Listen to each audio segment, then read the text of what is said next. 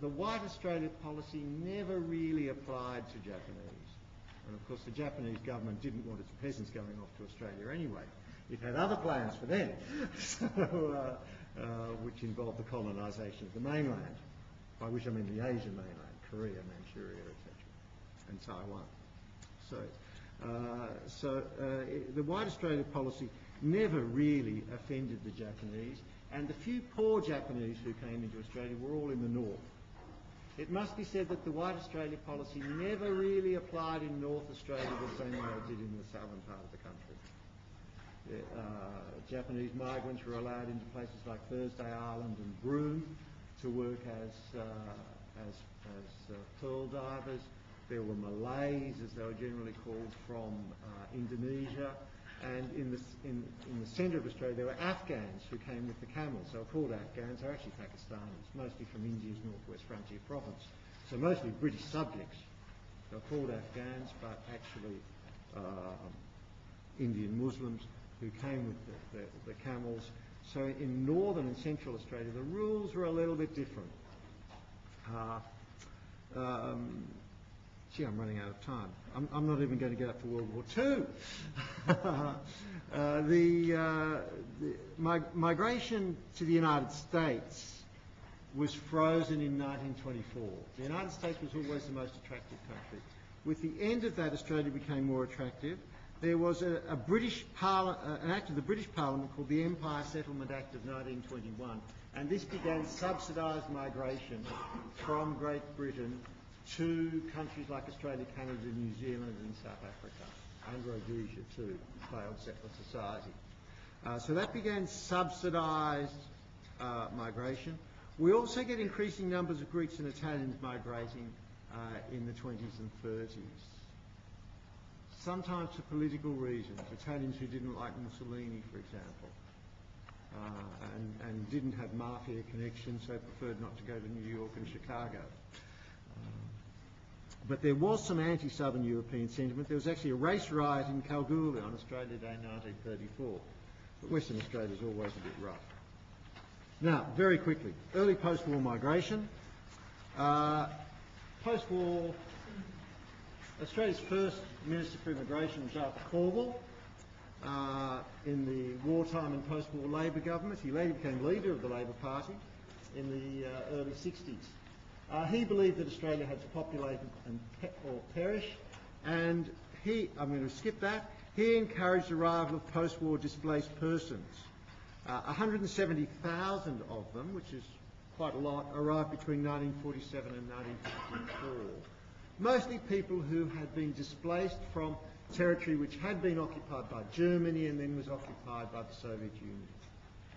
Or workers from Eastern Europe who'd been brought to Germany in the Third Reich to work as labour and then didn't want to go back to Eastern Europe because their countries had become communist. So there was a lot of them who came here. Conditions in Eastern Europe, indeed throughout Europe in the 40s, were simply horrible. Post-World War II, I won't even attempt to describe how terrible conditions were.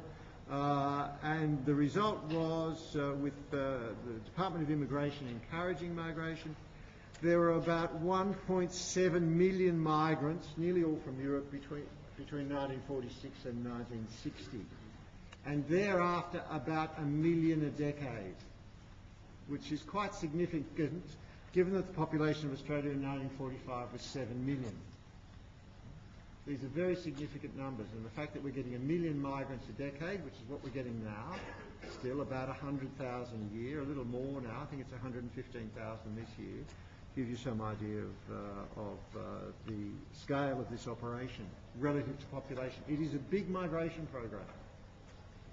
It's probably the biggest in the world relative to population that we have.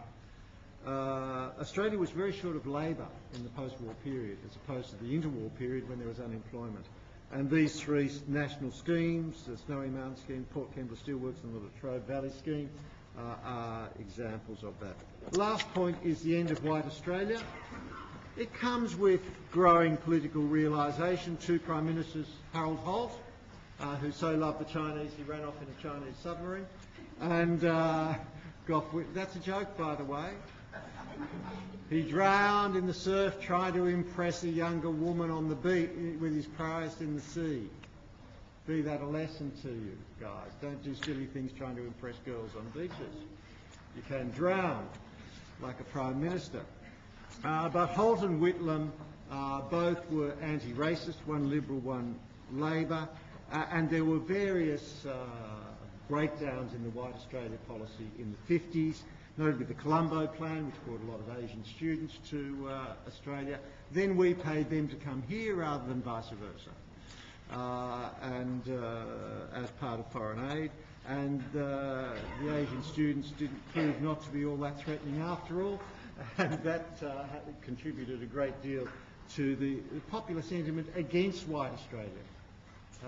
Basically, white Australians, after the end of colonialism and with the arrival of Colombo Plan students, they basically lost faith in white Australia. They said, why should we try and remain a white society since there are plenty of talented people in Asia who would be useful to the country?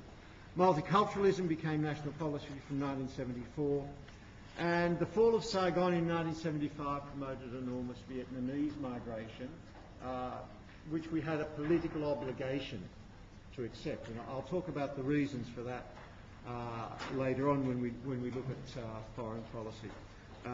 I'm not going to go on any further because I just don't have time. But the breakdown in white Australia in the 1970s was quite a remarkable development and anticipates the present world. I'll need to end there. I'm sorry it's been so fast, but I have tried to do 220 years in 50 minutes and it can't be done.